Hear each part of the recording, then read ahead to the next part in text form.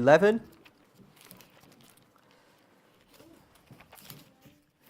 We're going to be looking at the next 3 weeks a couple of chapters in 2 Samuel. So it's the well-known account of David and Bathsheba.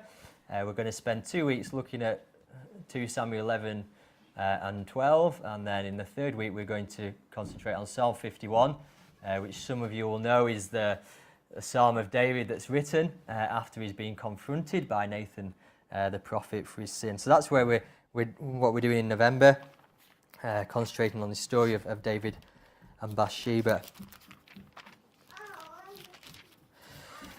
So we're going to read all of chapter 11. In the spring of the year, the time when kings go out to battle, David sent Joab and his servants with him and all Israel. They ravaged the Amorites and besieged Rabbah, but David remained at Jerusalem. It happened late one afternoon when David arose from his couch and was walking on the roof of the king's house that he saw from the roof a woman bathing. And the woman was very beautiful. And David sent and inquired about the woman, and one said, Is not this Bathsheba, the daughter of Eliam, the wife of Uriah the Hittite? So David sent messengers and took her, and she came to him, and he lay with her. Now she had been purifying herself from her uncleanness. Then she returned to her house, and the woman conceived, and she sent and told David, I am pregnant. So David sent word to Joab, Send me Uriah the Hittite. And Joab sent Uriah to David. And when Uriah came to him, David asked how Joab was doing, and how the people were doing, and how the war was going. Then David said to Uriah, Go down to your house and wash your feet. And Uriah went out of the king's house, and there followed him a present from the king. But Uriah slept at the door of the king's house with all the servants of his lord, and did not go down to his house. When they told David Uriah has not gone down to his house, David said to Uriah, Have you not come from a journey? Why did you not go down to your house? Uriah said to David, The ark and Israel and Judah dwell in booths, and my lord Joab and the servants of my lord are camping in the open field. Shall I then go down to my house to eat and drink and to lie with my wife? As you live and as your soul lives, I will not do this thing. Then David said to Uriah, Remain here today also, and tomorrow I will send you back. So Uriah remained in Jerusalem that day and the next. And David invited him, and he ate in his presence and drank, so that he made him drunk. And in the evening he went out to lie on his couch with the servants of his lord, but he did not go down to his house. In the morning, David wrote a letter to Joab and sent it by the hand of Uriah. In the letter he wrote, Set Uriah in the forefront of the hardest fighting, and then draw back from him that he may be struck down and die. And as Joab was besieging the city, he assigned Uriah to the place where he knew the valiant men were. And the men of the city came out and fought with Joab, and some of the servants of David among the people fell. Uriah the Hittite also died. Then Joab sent and told David all the news about the fighting, and he instructed the messenger, When you have finished telling all the news about the fighting to the king, then if the king's anger arises, and if he says to you, Why did you go so near the city to fight? Did you not know they would shoot from the wall? Who killed Abimelech, the son of Jerubbesheth? Did not a woman cast an upper millstone on him from the wall so that he died at Thebez? Why did you go so near the wall? Then you shall say, Your servant Uriah the Hittite is dead also. So the messengers went and came and told David all that Joab had sent him to tell. The messengers said to David, The men gained an advantage over us, and they came out against us in the field, and we drove them back to the entrance of the gate. Then the archers shot at your servants from the wall. Some of the king's servants are dead, and your servant Uriah the Hittite is dead also. David said to the messenger,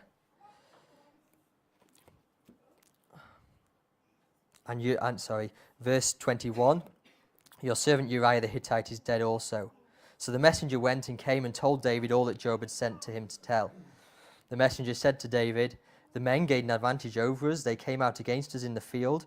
We drove them back to the entrance of the gate. Then archers shot at your servants from the wall. Some of the king's servants are dead, and your servant Uriah the Hittite is dead also. And David said to the messenger, thus shall you say to Joab, do not let this matter trouble you.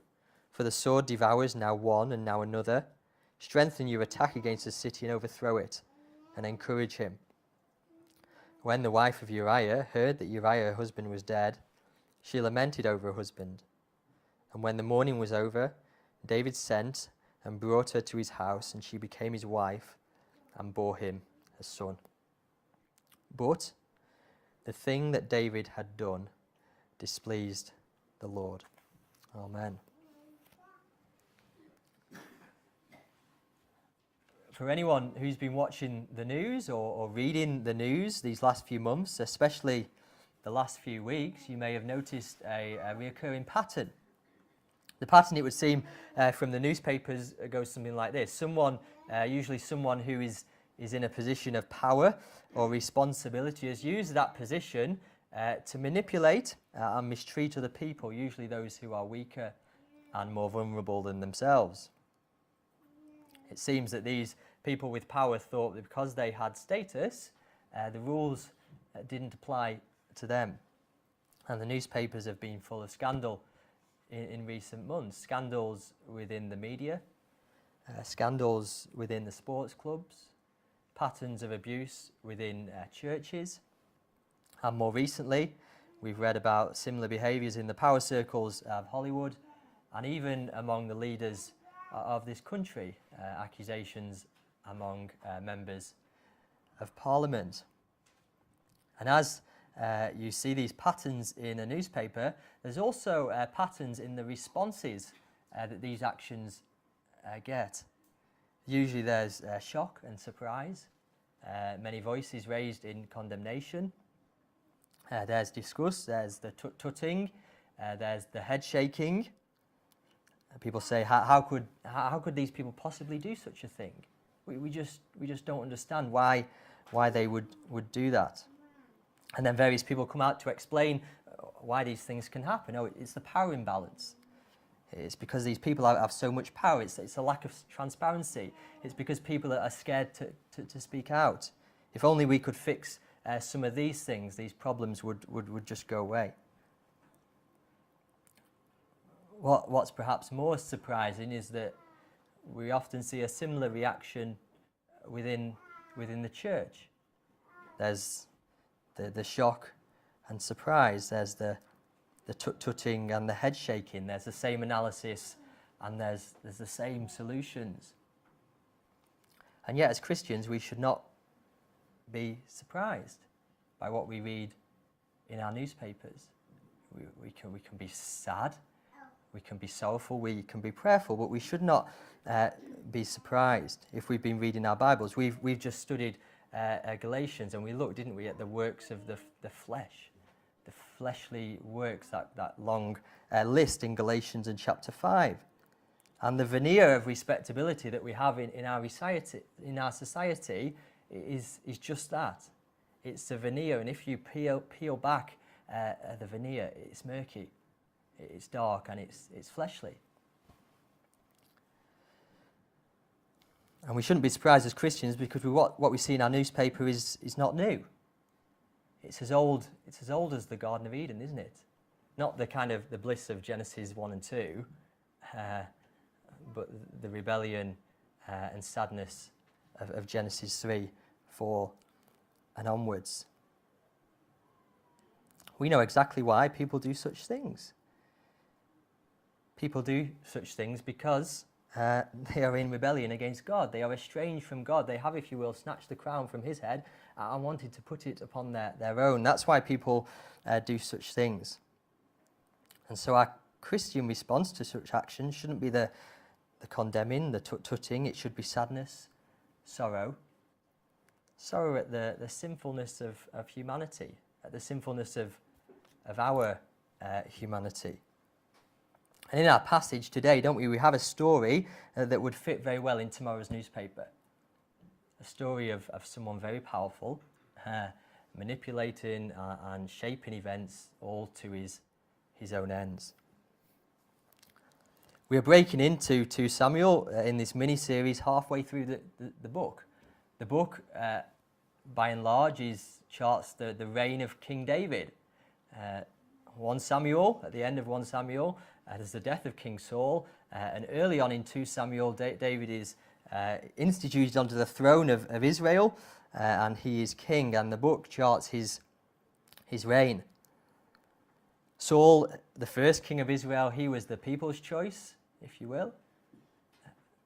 David, the second king of Israel, he's described as a man after God's own heart. And as king, David has a real special job as leader of God's people. He's called to bring them into victory and peace. He's a kind of representative over God's people. He's the king under God. God is the King of Kings, and David is the king over God's people.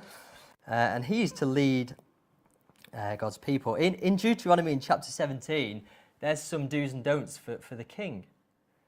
Way before Israel even had a king, God graciously gave them some rules of how the kingship was to run. And in Deuteronomy 17, we read this. It's talking about the king. When he sits on the throne of his kingdom, he shall write for himself a copy of the book of the law, approved by the Levitical priests. It shall be with him, he shall read it all the days of his life, that he may learn to fear the Lord his God, by keeping all the words of this law and these statutes, that his heart may not be lifted up above his brothers, that he may not turn aside from his commandment, either to the right or to the left, so that he may continue long in his kingdom, he and his children in Israel. So that the obedience of the king is paramount. It's so important that the king has to take a copy of the law, get his pen and write it all out in his own hand. That's how important it is for this king to follow the law. Anyone who's had to revise for any exams knows that the best way to revise, at least this is what I found, is to write things out. There's something about writing it out in your own hand that helps you to remember. And here the king's to write a copy of the book of the law himself. And David would have written out, as part of the law, do not commit adultery, love your neighbour as yourself, do not murder, love the Lord your God with all your heart, soul, strength. And up until chapter 11 in 2 Samuel, David seems to be doing great. He's doing great. Just a quick review of the chapters before. In chapter 5, he's defeating the Philistines and leading Israel into victory. In chapter 6, he's bringing the Ark of God, which was God's presence among his people. He's bringing that back into Jerusalem. There's great celebrating. He's dancing and delighted to have the glory of God back in its rightful place. In chapter 7, God comes to David and makes a covenant with him. He says, David, I will make your house an everlasting house. I will put you on someone from your line will reign forever. Your kingdom will last forever. And David is blown away. He says, who am I? Who am I, God, that you should do this for me? God had already done so much for him in the past, taking him from looking after sheep to make him king over his people. And now he's going to make his throne last forever. And David is blown away. Who am I? And then in chapter 8, there's more military victories. Chapter 9, David shows great kindness to the remnants of Saul's family. Chapter 10, he shows or extends kindness to the Ammonites. He wants to deal graciously with them, but they kind of throw his kindness back in his face, and a war breaks out. And we begin chapter 11 with the Israelite army marching into battle, and this sorry tale of David and Bathsheba. Let's look first at verses 1 to 5 of our passage. Verse 1 says this. I think there's a little outline up there, Act 1, the fall in the bedroom. That's verses 1 to 5. In the time that kings go off to war, David sent Joab while he remained in Jerusalem. Now, often the king would go out and lead the army, but sometimes they wouldn't. The Ammonites had already been attacked and were probably weakened. Joab, he was a very capable commander by the sounds of it as you read your Bible. So maybe it perhaps wasn't necessary for David to be out on the battlefield. But in verse 1 there, when we see that all the people are out at war, the kings are out fighting the battle, and then we read at the end of verse 1, but David remained in Jerusalem. Perhaps in verse 1 there's a hint there that David's zeal for his role as God's king has waned a little bit. David had been given this great role in God's story, hadn't he? By God's story, I don't mean kind of God's fairy tale. I mean God's story, which is the story of our world, the story that helps us understand what's going on in our world, the story that holds all of history together. And David had a great role in that story.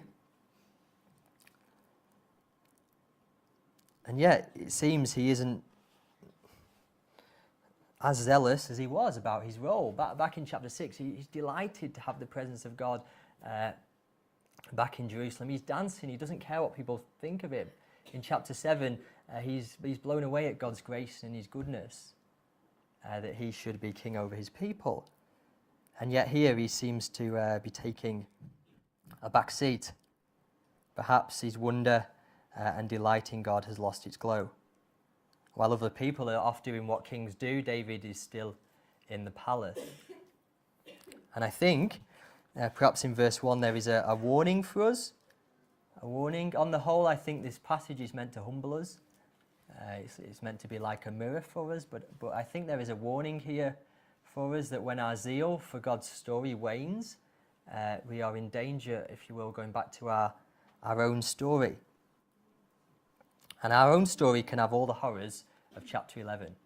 When we turn aside from our place in God's story and go back to living our own story, it can have all the horrors of chapter 11. We learnt in Galatians what God's story is, what our place in God's story is.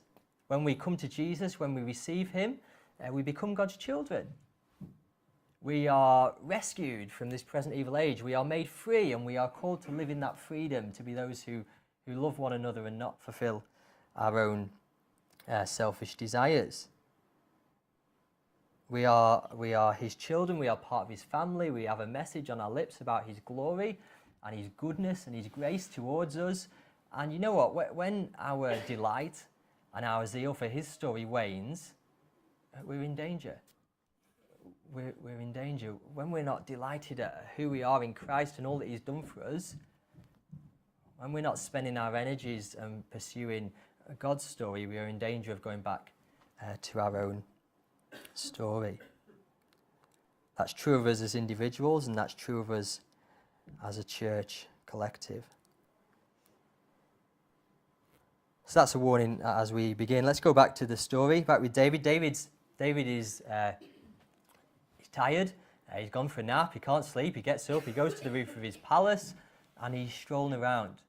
It's probably maybe dusk or twilight, and he looks around across his kingdom, and he sees something catches his eye. Something catches his eye. He sees a woman that's bathing, and we read that she's beautiful. She's a beautiful woman, and David stops and he thinks, and he looks. He sees, and then we read that he sends a messenger. Go find out who she is. Go find out who she is. And the word comes back from the messenger. This is Bathsheba. Okay, says David. And then the messenger says, the wife of Uriah. So Bathsheba is the wife of Uriah. It seems when you read this passage, David doesn't pause for breath. He doesn't stop to remember. He sends again, and then he takes, and then he sleeps with Bathsheba. The story moves really quickly through verses 3 to 5. There's no conversation. There's no mention of any emotions. It's just all about David and his actions. When we read these narrative passages of God's word, it's important that we take them in the way they are meant. We may want to discuss how Bathsheba felt about all this. The writer doesn't want us to go there. We have no mention of Bathsheba, how she felt, what she thought. we are focused firmly on David's actions, and his actions are fast and swift. He sees, he sends, he takes, and he sleeps with Bathsheba. And then comes Bathsheba with some doing words of her own. She conceives, we read, verse 5, and then she sends her own message, and only 3 words from Bathsheba in the whole passage: I am pregnant. I am pregnant. That's the message that comes back to King David. There's a comment there, isn't there, in verse 4? You can see that at the end of verse 4, how Bathsheba was purifying herself from her uncleanness. I think that comment there, editorial comment, serves 2 purposes. One, it tells us that Bathsheba had just finished her period, so any child was David's child. And secondly, maybe a hint of the hypocrisy that can accompany a legalistic spirit. Could it be possible that even in the royal bedroom on this night there was some concern for purity and cleanness?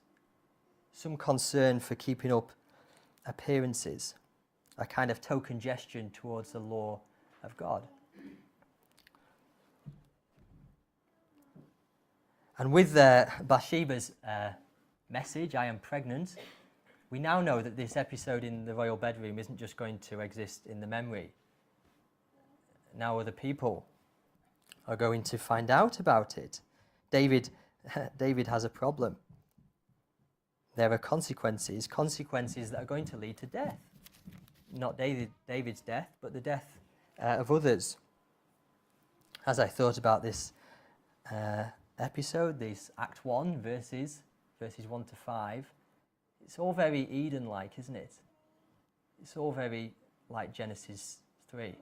That's why I gave this first section, the fall in the bedroom. This is, if you will, a recapitulation of Genesis 3, the king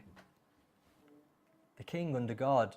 He sees, he desires, he takes, and consequences, death.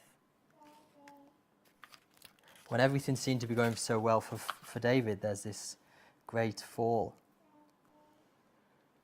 And then after that we get the fig leaves, the messy fig leaves. The pregnancy causes a problem, doesn't it? This action isn't going to go away. It's not going to be easily kept quiet. It's hard for this very unkingly action to be covered. After all, under the Old Testament law, the punishment for adultery was death. David deserves death under the law for his actions. And these fig leaves that David's preparing for himself, they involve a fair bit of planning. The first plan for David is to bring Uriah back from the battlefield, to get him back and to somehow to get him into bed with his own wife so they can pass the baby off as Uriah's. That's David's first plan. It involves the least mess. It's probably the most straightforward of the plans. And that's what David tries to do. He gets Uriah home, brings him back, welcomes in. There's kind of a token interest in the battle. You can see that in verse 7. David inquires, how are the men? How's Joab? How's the battle going? I'm not sure that's the first thing in his mind at the minute, but he has to do the chit-chat. And then he says to Uriah, go home and go back, enjoy time with your wife, get a shower, and just to encourage him, he sends this kind of hamper along with him. But it doesn't work, does it? It doesn't work. Uriah doesn't go home. Uriah rather sleeps out in the courtyard with the king's men. David gets him back. What's going on? What's going on, Uriah? Uriah's heart is still on the battlefield.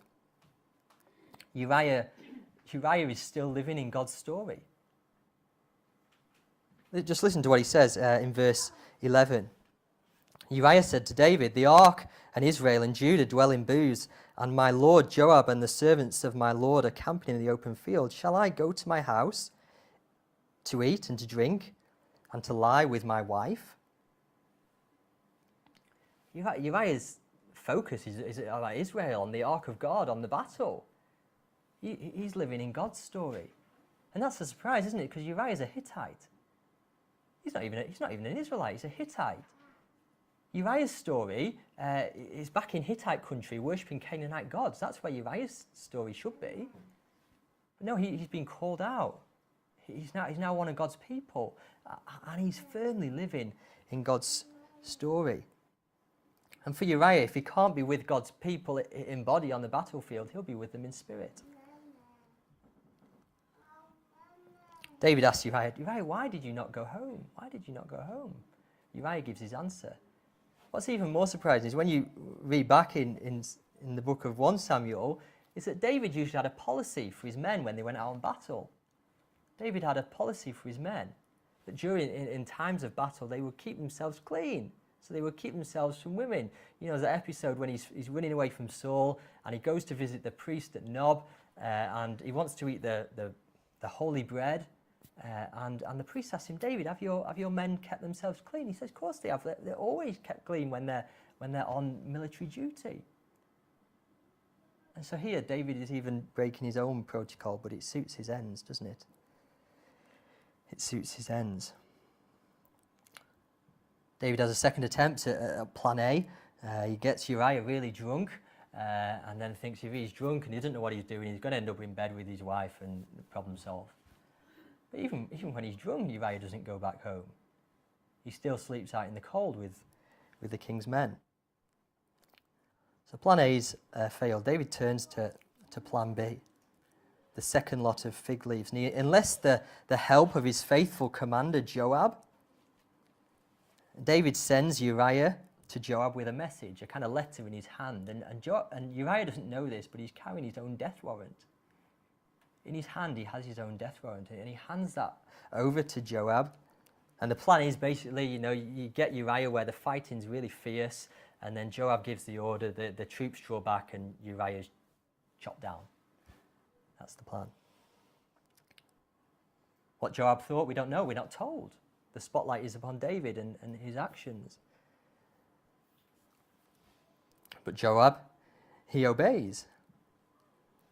It sounds like, in verse 17, he may have even improved on the plan. He may have even made it a little bit more subtle, a little bit less obvious.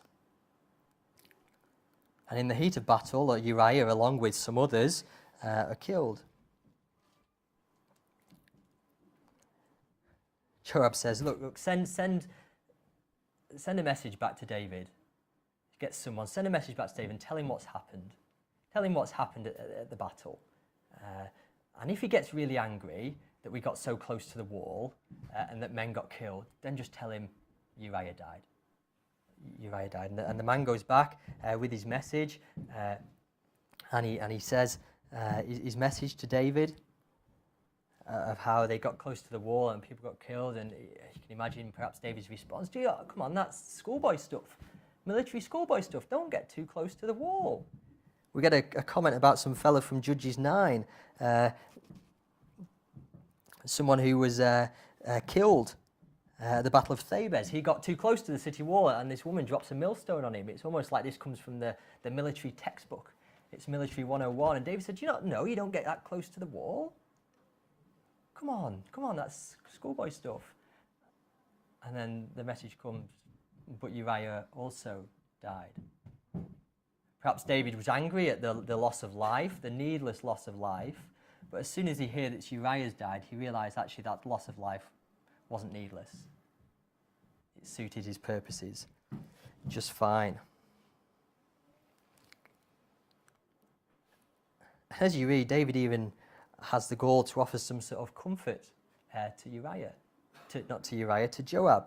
Offer some comfort to Joab, the commander. He says, look, these things happen in battle. You can't help it. These things happen.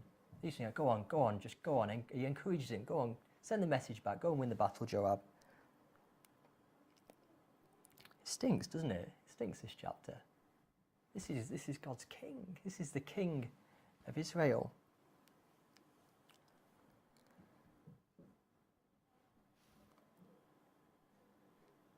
As you read this, you cannot help but think how David has been deceived by his own sin. I wonder if he believes that line, come on, these things happen in battle.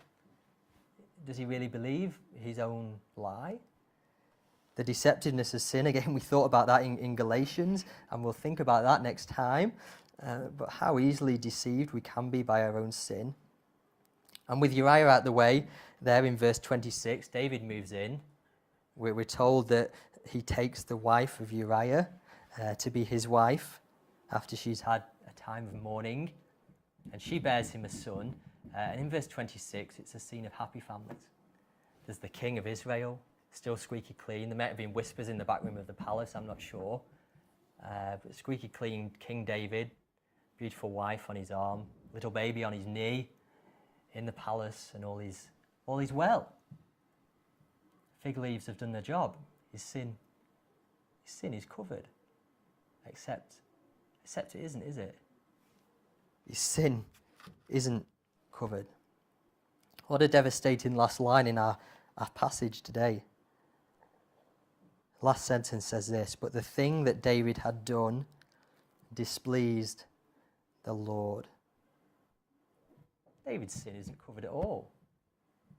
No one else may know about it, but actually his sin is out in full light of day before the King of glory. God sees everything. God sees, God knows, and he is displeased. David can cover, he can manipulate, he can get people killed, he can get people drunk, he can tell lies.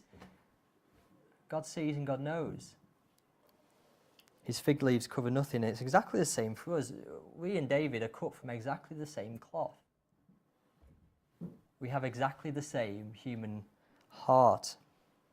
And we try our fig leaves, don't we? We try our reputation. We try our good deeds. We try and pretend there's no problem. We try and keep the show going. But all of that covers nothing. Our lives are lived before the blazing glory of a God who sees everything. God who sees everything.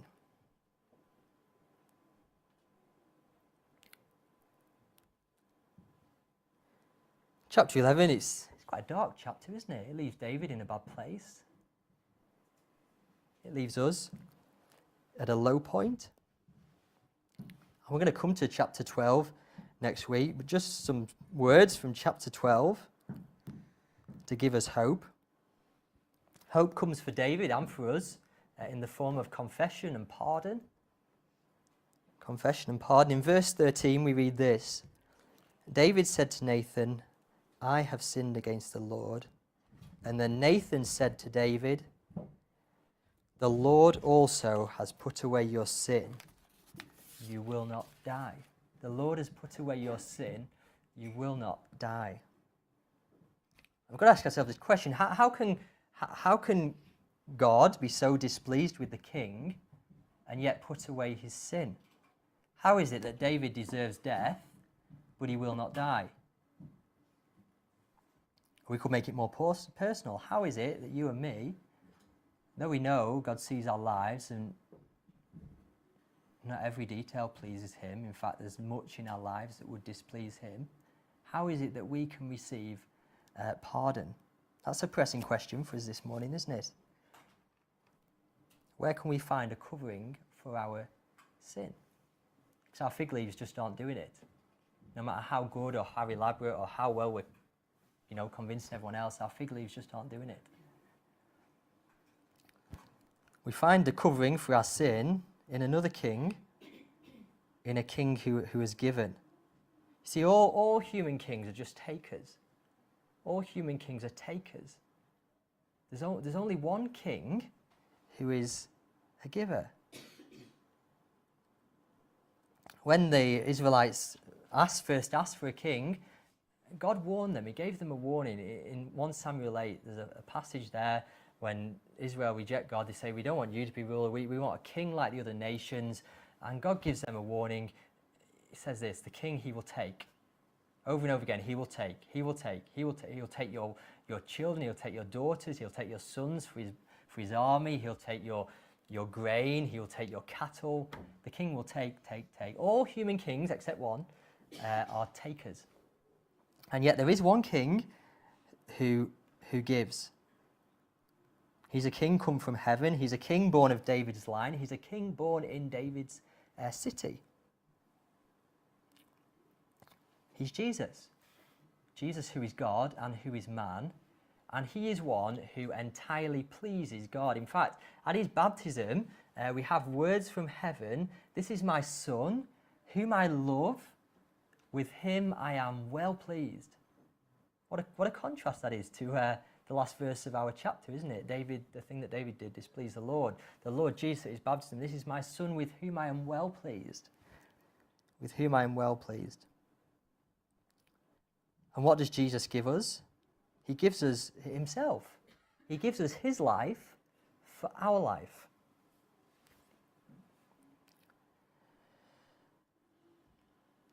That's the cross, his life for us. The displeasure that God has with David, the displeasure that God has with us, is covered over in the pleasure that God has for his Son, Jesus.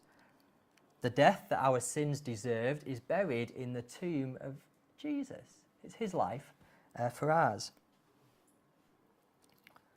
He provides a covering for our sin, and that's a covering in the eyes of the one who really matters. That's a covering in the eyes of the one who really matters. You see, when we come to Jesus, it doesn't mean we escape consequences. It doesn't mean no one finds out about our failings. But it means that in the eyes of God, a holy God, a righteous God, our sin is covered over. Properly, definitively, forever covered because of Jesus. And we're going to share around this table in a moment. This is the table of the gracious, giving King, the King who gives. And the King offers himself to each one of us this morning. He says, receive. He says, take from me, come to me and receive a covering for your sins. He calls us to confess our sin, to own our sin, to look at its horror. It's horrible, isn't it? 2 Samuel 11. It's horrible. But he calls us to look at our sin and to own it and to receive a covering from him. And for all who would receive Jesus, this table is open. And I'd ask you a question, but who wouldn't want to receive King Jesus? Who wouldn't want to receive King Jesus? You wouldn't want David as your king, would you? Especially knowing after what happened to Uriah. You wouldn't want David as your king. But who wouldn't want King Jesus, the King who gives himself, gives his life for us? Why would you refuse him? Why wouldn't you want to be part of his kingdom, a kingdom that will outlast all other kingdoms, a kingdom that will never end, a kingdom where the glory of the King is that he gives himself for us? Why would you refuse King Jesus this morning? We're going to have a prayer, and then we're going to come around this table and receive the bread and cup. First of all, let's just pray.